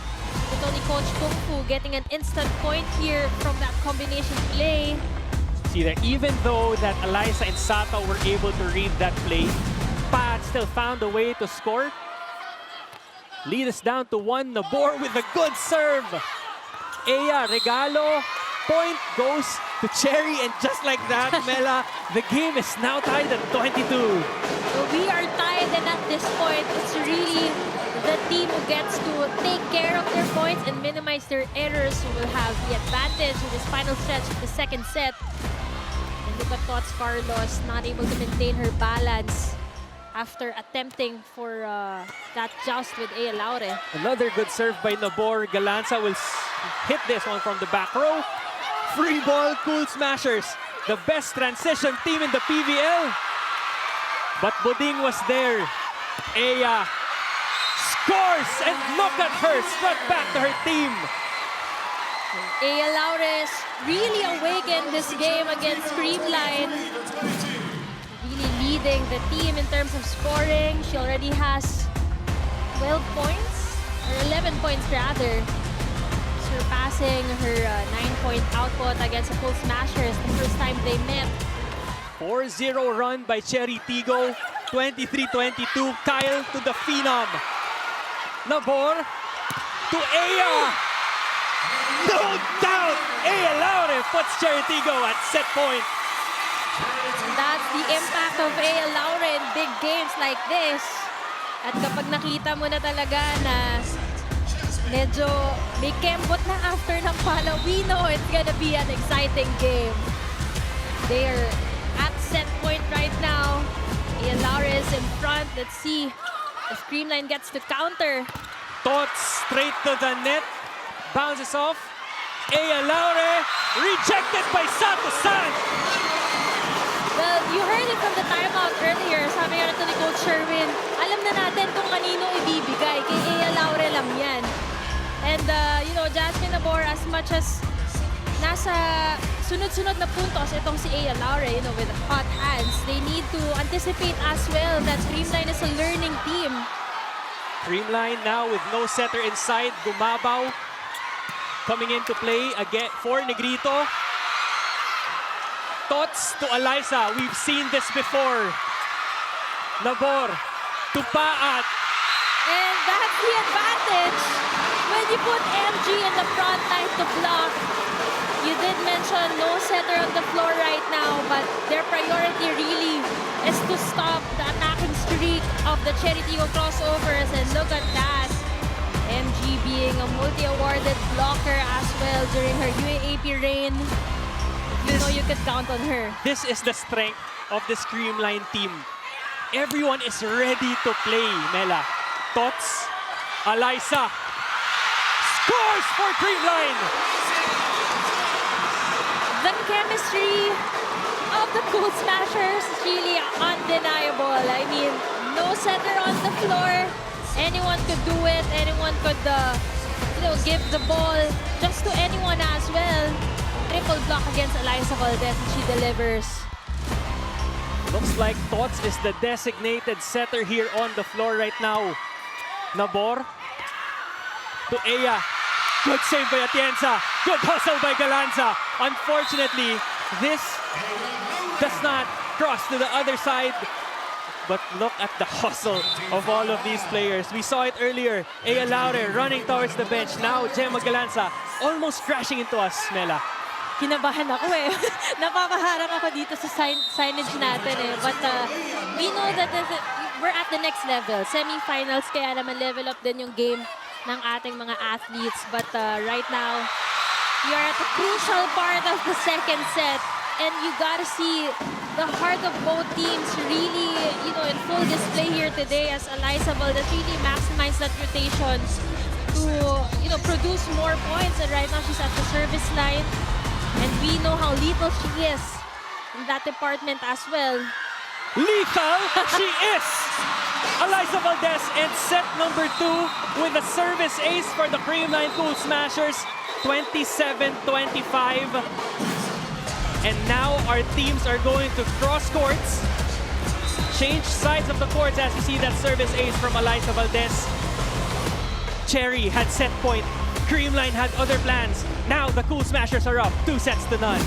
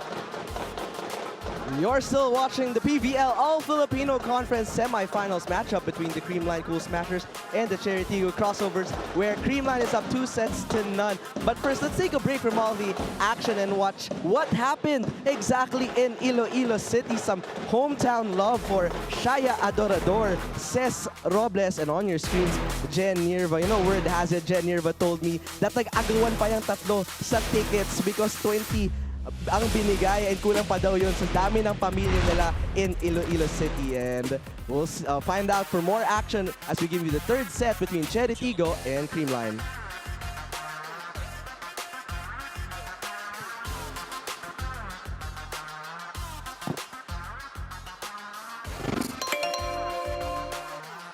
Creamline takes set number 2, 27-25 against the Chery Tiggo Crossovers. They are now up 2-0 here in Game 1 of the semifinals between the number 1 seed and the number 4 seed. Mela, exciting end to that second set.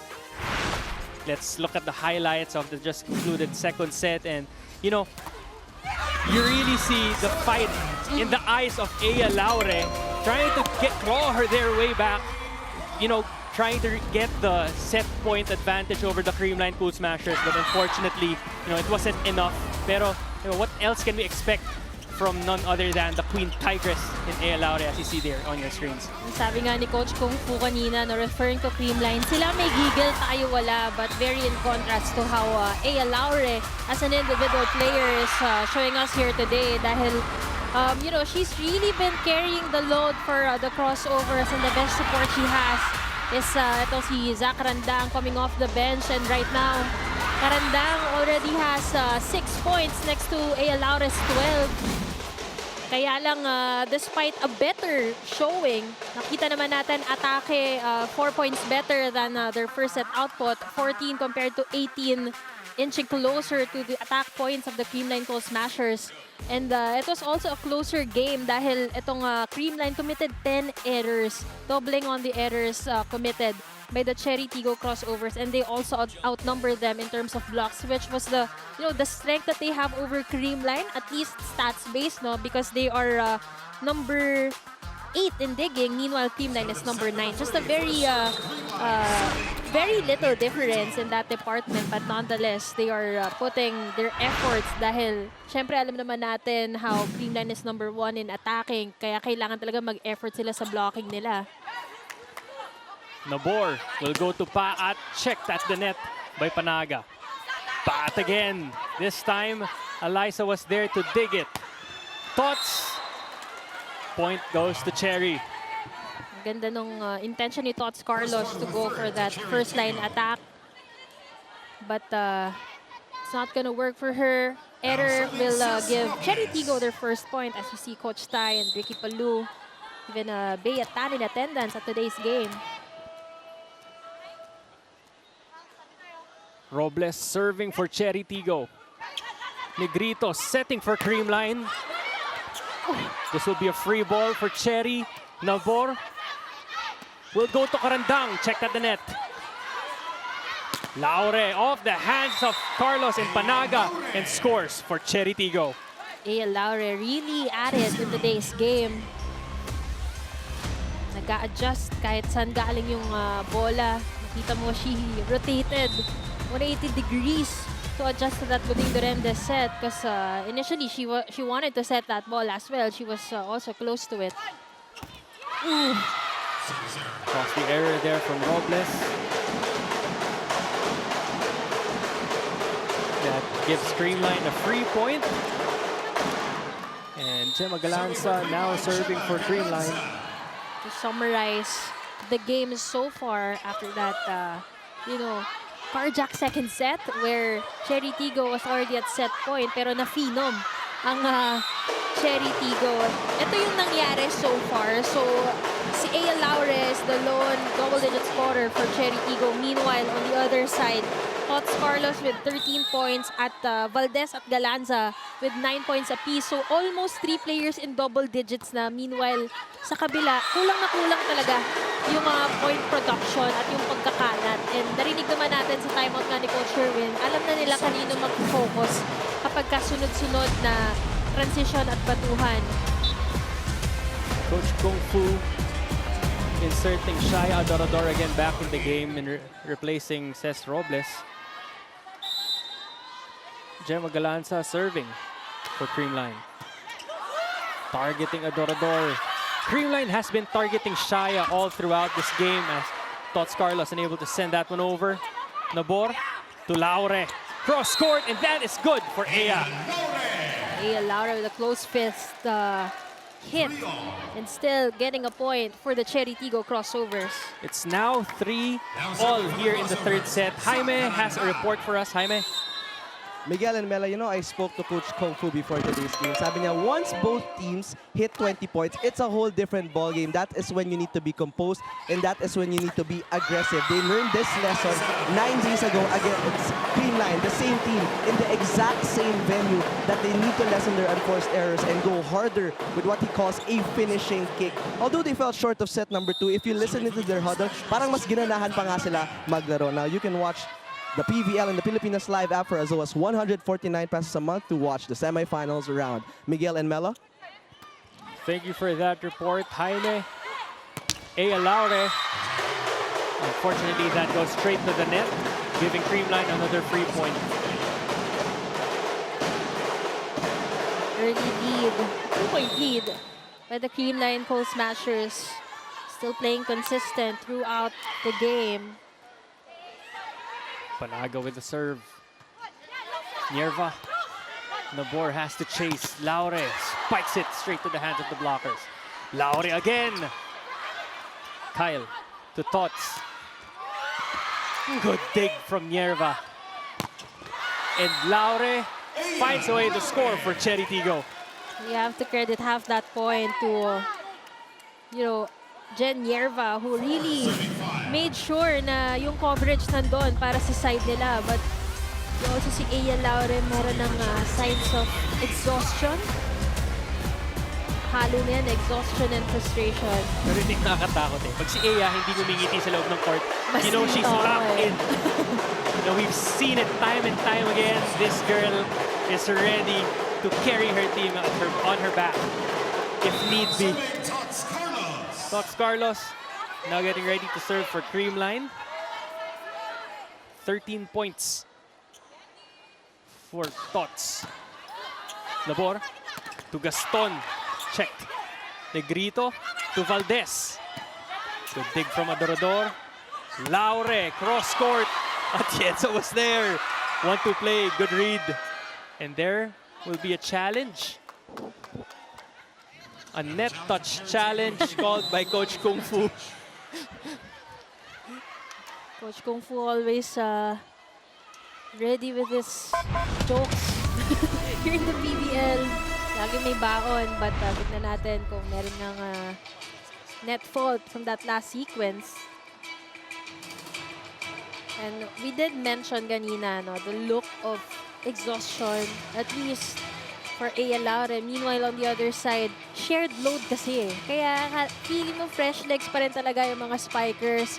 Si Gemma Galanza, Tots Carlos, and Eliza Valdez. Still looking so relaxed. But as we take a look at this net touch violation by Kyle Negrito, was too aggressive on that last attempt. It is a successful challenge finally for Coach Kung Fu. Paat trying to clarify who will serve for Chery Tiggo. So it will be Ea Laure heading onto the service line. Now serving, Ea Laure. 16 big points for Ea. Serving, targeting Tots. Kyle to Valdez, checked at the net. Tots off the hands of Gaston and Adorador. The efficiency of Tots Carlos in the front line is just so similar even when she's at the back line. Mas mahirap pa nga tumatama dun sa mga blockers dahil naiiba yung direksyon ng bola. So it's harder for the defenders to catch where the ball is going. Nabor to Adorador. And this time it's her turn to score. That was a great reception as well from Mylene Paat na ihatid straight to Nabor. Surprising that this is only Shaya's second point here in the match. You know, she's been active on the defensive side of things as well. As you mentioned earlier, siya yung target ng mga nagsaserve dito sa side ng Creamline Cool Smashers as Gemma Galanza scores again for Creamline. Gemma Galanza seems like she was reserving her energy from that last hit. Not the strongest of attacks, pero yung delay kung kailan niya pinalo yun, pababa na yung blockers niya and swiping it off their hands and getting that easy point for Creamline's 8th point here in the third set. Karandang! Was that a first line quick hit? 7 points now for Za as you look at this beautiful play from Jasmine Nabor. Landed. Straight hit from Karandang. It landed within the attack line, but it did hit the hands of Pangs Panaga. Yan yung mga kailangang gigil na sinasabi ni Coach Kung Fu eh. Buding keeps it alive. Karandang again. 2 straight points for Za. Zarina Karandang. Really looking like the magic bunot in this game for Coach Kung Fu. All they need to do is feed her more, get the attention off Romea Laure alone. Nabor with the serve. Good serve from Jazz. Thoughts? Buding was there. Paat with a hit. Cross court. Valdez from the back row.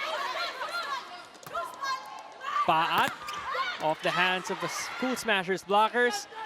Thoughts. Checked. Long rally. Karandang. Gemma.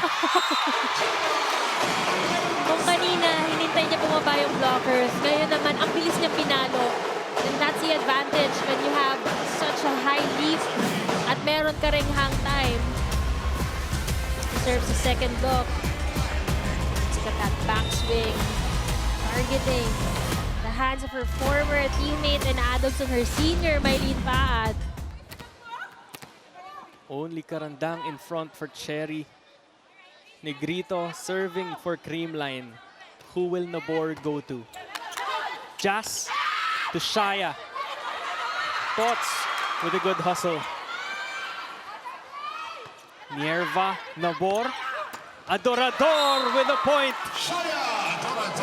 This is a better set for Chery Tiggo in terms of ball distribution. No? You gotta love seeing other names producing for the Chery Tiggo Crossovers. And now Aya Laure is in the front line. Shaya with the serve. Karandang. Holiday season regalo from the Creamline Cool Smashers. Chery is now up 10-9. Finally, another crossover, almost reaching the double-digit output. Karandang with her 9th point, courtesy of that regalo. 5 points in set number 2. Already with 3 here in set number 3. Thoughts is checked by Paat. Definitely better showing by the crossovers. And when you look at their body language, mas mukhang ganado din, mas mukhang into the game yung mga players. They don't look pressured compared to how they were moving in the second set. Shaya serving for Chery. Good serve. Panago with a run. Doremdes to Paat. And that sails out. Another point for Chery Tiggo. Ganda ng reach doon ng Panaga Galanza duo for the double block. But makikita mo rin yung effort ng follow-through nito ni Mylene Paat para mag-outside yung kanyang follow off the block. And she gets another point for the crossovers. They're at a lead here. 3 points, 12-9. Kyle to Gemma. Pushes it, finds a hole in the middle of the Chery defense. Smart player. Everyone knows how Gemma Galanza is an all-around player, but more than that, she's also a very smart attacker, which makes it so hard for not just the blockers, but the defenders on the floor to catch her spikes and her hits. Aya checked. Meanwhile, textbook kill block execution by the Panaga Carlos collaboration on the A. Laure block. And Coach Kung Fu is going to give some advice to A. Laure on the side. Good pass by Adorador. They go for the runner. Tots to the other side. Paat down the line and good. The stepmother that Chery Tiggo needs right now. Mylene Paat delivering and, you know, taking the Chery Tiggo Crossovers to the technical timeout.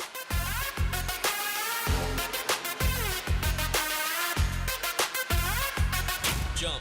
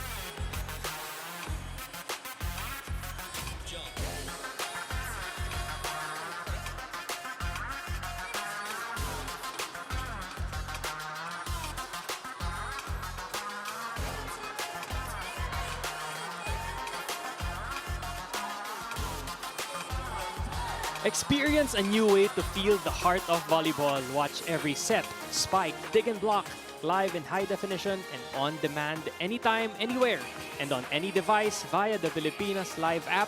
Download and register now. After that technical timeout here in set number 3, Chery Tiggo holds a 2-point lead, 13-11. But first, before we head back to the action, let's look at our Filipinas Live poll question of the day. Who do you think will have the better reception? As you see here on your screens, the poll results, Mela. Well, more points or more votes going to Creamline. And overall, no, they are playing to their advantage in terms of service. They have 2 aces already. Meanwhile, for Chery Tiggo, none yet at the moment. Already 2 aces for the Cool Smashers in this match. Let's see if Zach can change that in this attempt. Short serve, good serve. Negrito to Panaga. Laure to Paat, off the hands of Valdez and Panaga. That is the stepmother that we are all looking for to make things even more exciting here in this matchups. Look at that. Not a lot of A. Laure points here in the third set, but you see Mylene Paat really stepping up. 8 points now for Paat, 4 in this set alone. Panaga, lucky break there for Panaga. Getting the point for Creamline. Now, Panaga will be serving for Creamline.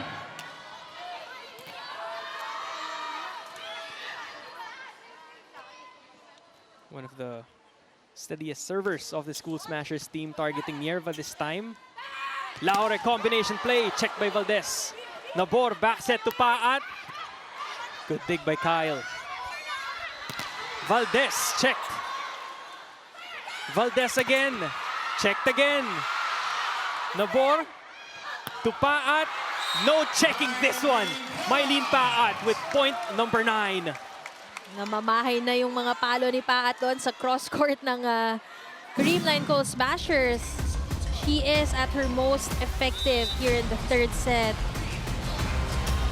You know, we talked about who will step up to help A. Laure in this match. Karandang already with 9, Paat with 9 as well. But the defensive effort of Shaya Adorador, already with 11 receptions here in the match so far.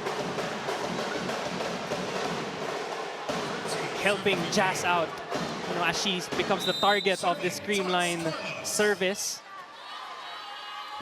Tots Carlos, 15 points already for the 3-time MVP and the #1 spiker by the end of the prelims. Negrito to Valdez. 11 points now for Alyssa. And you see that replay on your screens.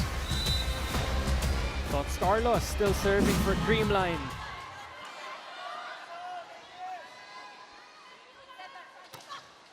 Adorador over reception. Jazz to Pongay, checked at the net.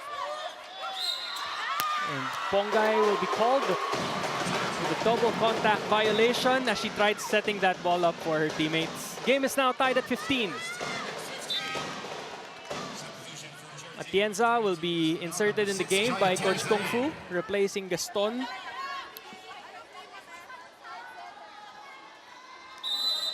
This is the best chance of Chery Tiggo to stay alive here in Game 1 of the semis against the #1 ranked team in Creamline.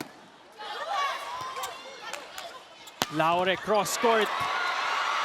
Too much to handle for Atienza. She was actually there in the right position, but you saw how powerful that hit of Laure was. Eh, yun naman yung maganda sa pattern nitong Creamline. No? Lumusot man sa blocker, nandun yung depensa, but unfortunately for the Cool Smashers, Laure was just too powerful at that last hit. Kyle to Sato-san outside. Point goes to Chery Tiggo. Well, you gotta commend the playmaking of Kyle Negrito. Again, no blocker para sumabay kay Sato. Pababa na yung blocker ni Risa when she hit that ball, but she did hit that out. Aya serving. Targeting Tots. Kyle to Valdez.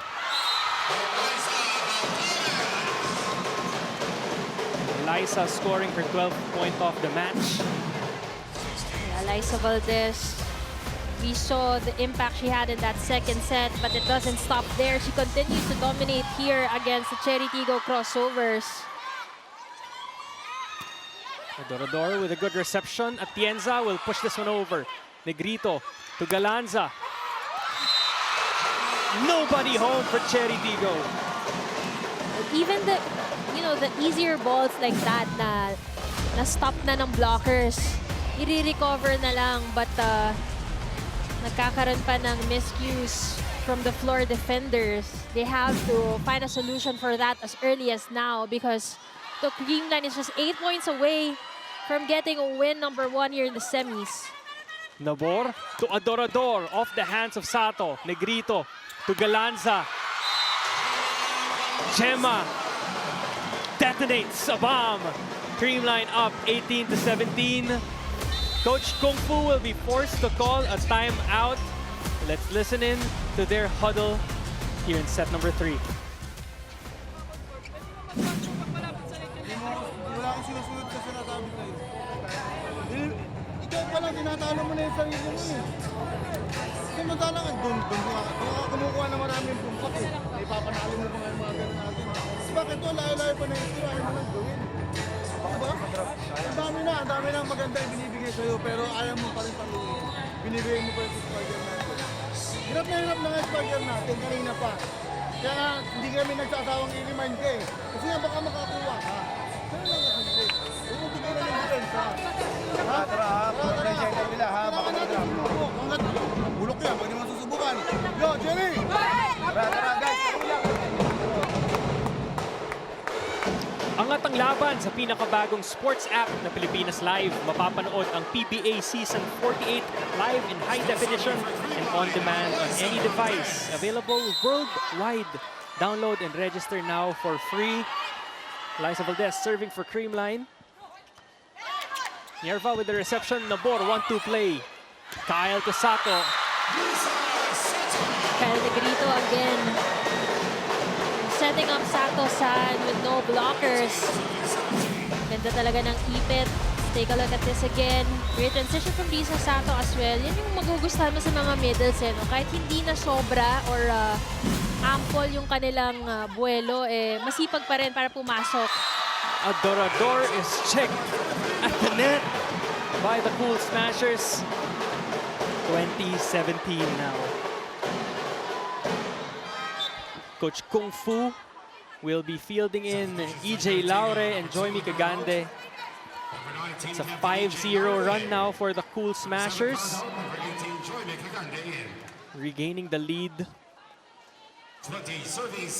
Something that the crossovers lack in this game, no? Yung streak of points. Parang we haven't seen them come up with those kinds of streaks. Lalo't na it's an all-important phase of the game. Adorador, checked at the net. Gaston keeps it up. Adorador again. She will be called for 4 touches. Chery will be called for 4 touches. Coach Kung Fu clarifying na may blocker. But the first referee saying walang tumama sa kamay. Now Chery will be calling for a block touch challenge to clarify this call.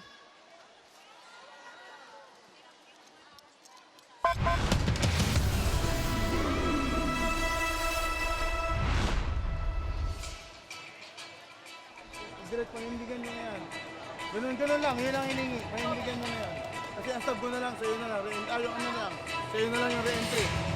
Wala nang pamalit. Unless, di ako mag-fit. Kaya lang, ando pa rin siya. Ikaw nasa loob, sumayin, di ba? O, ikaw mag-set doon. Ganun yung mangyayari, ha? Wala na, hindi na nag-react yung tao natin, eh. So, kailangan natin wala ko.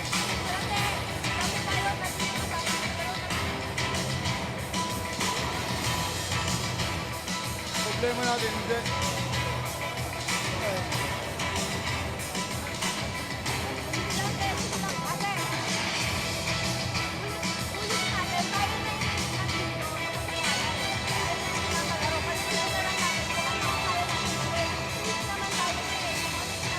Ganun na lang, ilaban nyo na lang yan sa loob.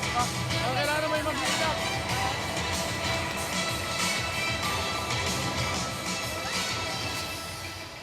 Miguel, we see itong si Aya Laure. I'm not sure if she was in tears just a few moments back now when you were observing her. But, here on the sidelines, meron siyang pinapaspray. I think may iniinda na rin siya. She's just really fighting through this game. Everyone knows the character that she has.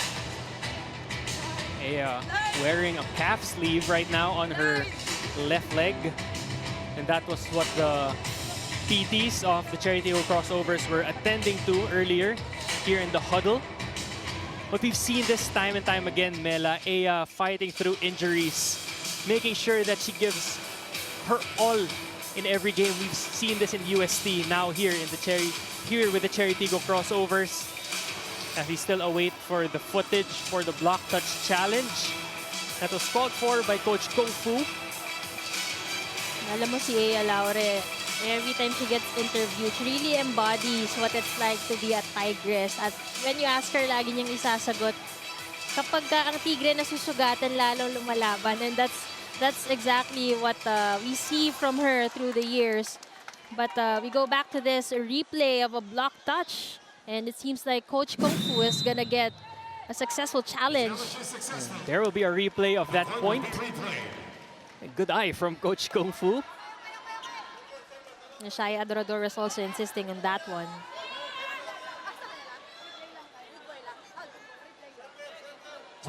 Now they're trying to figure out who will serve. So it's still Eliza since there is a replay of that last rally. 2017. On your screens right now is the score. Tagande to Laure. EJ scoring her first points of the match. EJ Laure, it might be her first point, but if she makes a streak of those kinds of hits, it might be the best help that her team needs right now, and she is the team captain. We know how big of a leader she is. She just really needs to step up. Karandang just at the net. Creamline Sato sets it to Eliza. Kagande to Shaya. Checked at the net. Kagande to Aya this time. Off the hands of the blockers from the back row, Aya Laure. And Aya Laure calling on Joymi Kagande. And being batchies here in Chery Tiggo, you know that the connection they build is also very special. Even scoring while she's in the back line. At itong si Coach Sherwin Maninigurado. Let's listen to this timeout. restrain si, pwedeng, si Tos pwedeng kamayin, kami mo na. Yes, coach. Huwag kayong mag-alangan na, kahit tumalon ka, ididikit. Para mas mabilis ang Hilahat. Yes, back to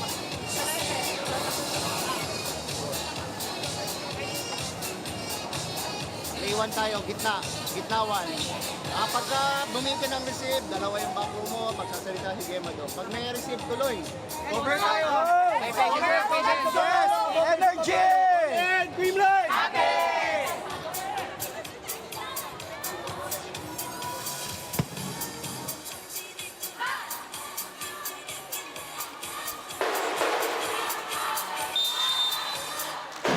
Watch men's volleyball action this 2023 as the Spikers Turf Invitational Conference gets going every Wednesday, Friday, and Sunday on One Sports, One Sports Plus, and the Pilipinas Live app. 19 to 20, Pauline Gaston will be serving for Chery Tiggo. It's just a 1-point game now for Chery. In favor of Creamline, Negrito will set this one up to Galanza. Soft touch. Scores for the Cool Smashers. Again, that combination play, yung short dos, has been all effective all throughout this game. Yung cut shot na yan, ang dami na rin napuntos dyan ng Cool Smashers. Whether it's Tots, Eliza, or Gemma, all equally effective. Now's the time for Chery to go on a run if they want to extend this. But EJ is checked at the net. 4 points away from sealing game number 1 with a win. After that, Galanza block. Ganda rin ang harang ni Pangs dun sa cross court. Sato with the serve. Kagande with the set to Adorador. 20-22 now. Mylene Paat will be inserted back in the game for Joymi Kagande. And earlier, Mela, Coach Kung Fu said, panindigan natin to. Because he already doesn't have enough substitutions left. So now Pat is back in the game. There's no setter on the floor. I'm not sure. No setter for Chery. Seems like Aya Laura is gonna play setter. She was a best setter back in high school. And I'm not sure if it has something to do with yung kanyang calf injury. Para mapahinga siya from leaping. And now there's another challenge here by Coach Kung Fu.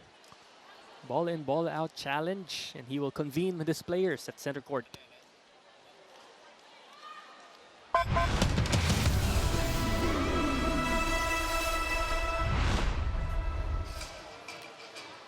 Kita natin hanggang sa dulo, okay? Tara, tara, tara. Let's go, Chery. Bye!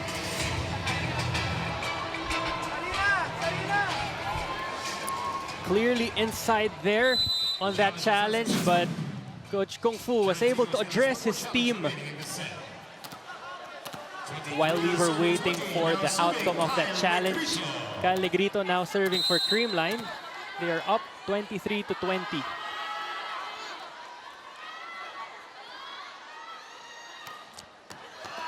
And that sails outside. 21-23 now.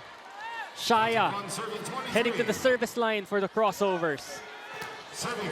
Chery Tiggo Crossovers staying alive in the game after that error, but it is a full front lineup for Creamline. Meanwhile, dito sa side ng Chery Tiggo gagawing setter ang kanilang top scorer, Nea Laure. Panaga able to score that sequence, and that puts Creamline at match point here in game number 1.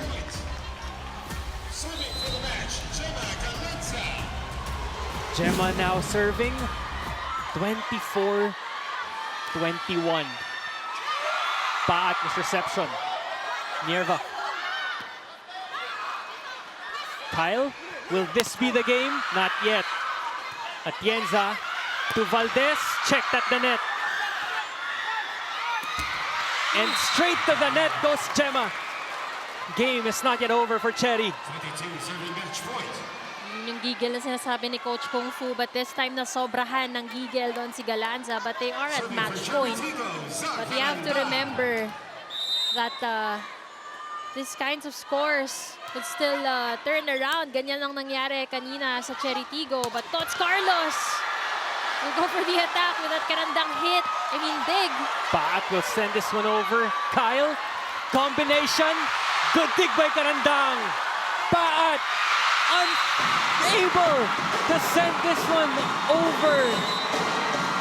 And that ends game number 1.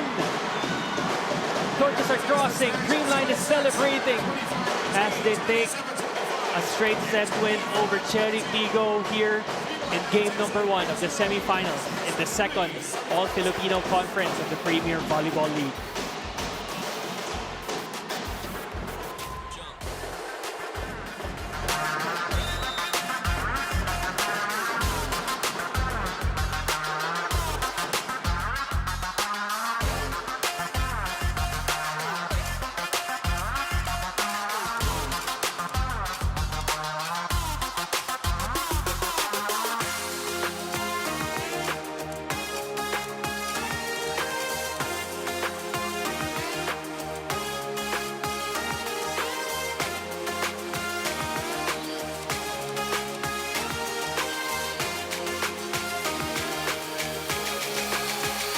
Relive this game and all.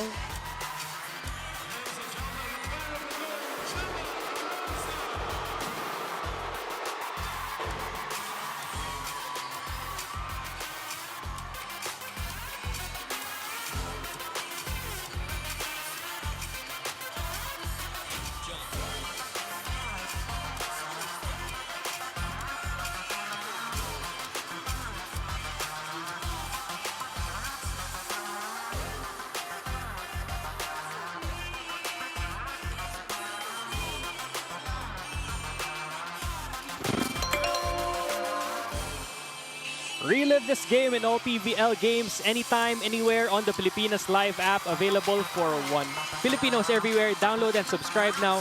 For as low as 149 pesos, Creamline winning in straight sets 25-18, 27-25, and 25-22. Jaime Escalon is with our player of the game. Jaime, take it away. Thanks, Miguel Mela. And right now with me is our best player of the game, Gemma Galanza, with 17 points, 16 attack points, 1 block, and 9 digs. First of all, Gemma, congratulations. You've won game number 1 of a best-of-3 series. Yung tanong ko, rewind muna natin yung nangyari sa set number 2. Ito sa close set, pero time and time again, napapakita niyo yung composure niyo. Personally, paano ka nagsistay composed sa mga big moments tulad nun? Pag anong mga part na ng game, tinitignan ko lang talaga yung mga teammates ko kung gaano sila ka-eager manalo. So, sino ba naman ako para sumuko? So, syempre ilalaban talaga. Yun naman yung goal namin na manalo this game. Gemma, close-out game na next game, game number 2 versus Chery Tiggo. Yung alam natin gano'ng kahirap yung mga close-out games. Ano pa gusto mo makita sa Creamline coming into that next game para makapunta na kayo sa finals ulit? More pa, syempre. And mabawasan pa syempre yung mga errors kasi mas importante, mas onte siya lalo pagpapasok ng final. Alam natin yung Chery Tiggo, madaming youth, madaming experience, at slowly but surely dumadating na rin sila sa destination na gusto nila. Ano masabi mo sa Game 1 kalaban ng Chery Tiggo today? Ang saya lang kasi grabe silang maglaro, tsaka mga bata, grabe yung energy. So, ang sayang sabayan din, and ayan. Gemma, I'm sure may mga gusto ka batiin. Sino mga gusto mo batiin ngayon? Sige, eto, unti na lang. Hello sa family ko! Ayan, sa Jesus family, kay Kuya Dan, Ate Joyce, hello. And kay Abela, hello po. And there we have it. Once again, Gemma. Ay, kay Tita Lolet po. Thank you. Ayun, Miguel and Mela, there we have it. Gemma Galanza, our best player of the game. Thank you, Jaime. Congratulations, Gemma Galanza and the rest of the Creamline Cool Smashers. Match highlights on your screens, Mela. What went right for the Cool Smashers? Well, consistency is the story for Creamline Cool Smashers dahil all throughout the game, they did not relax despite being on the lead at even nung times na naabantehan sila ng Chery Tiggo, lalo na in that second set where Chery Tiggo was at set point already, where things could have changed for them, but Creamline did not allow it. Their teamwork, their system, their chemistry, all very consistent with those aspects. Kaya naman it was a 3-set win for them, and it even gave us a hard time to select our best player because when you take a look at the Creamline floor, makikita mo lahat sila play their best today. Even Kyle Negrito, you know, a lot of excellent sets for her, and also leading her spikers to score 12 for Valdez, 15 for Carlos, and 17 for Gemma Galanza. So, naging ang may branding ang Creamline na iba ang Creamline Cool Smashers pag semifinals, and that's exactly what they showed us today. And we have to give the props to our player of the game, as we know, being the most consistent Cool Smasher on the floor all throughout this conference. But like we kept mentioning since the start of this game, Creamline played to their advantage, attacking number 1 sila dyan, and that's what we see here, 51 compared to 40 attack points of Chery Tiggo. 8 block points for Creamline as well, and 2 aces. So definitely in all the scoring departments, they outnumber the crossovers there. And although giving away 21 free points, almost a set of freebies to the Chery Tiggo crossovers, hindi nila na-capitalize yan, hence the 3-set win of Creamline. And Creamline already one win away from entering the semi-finals round. Up next, semi-finals matchup between the Signal HD Spikers and the Choco Mucho Flying Titans.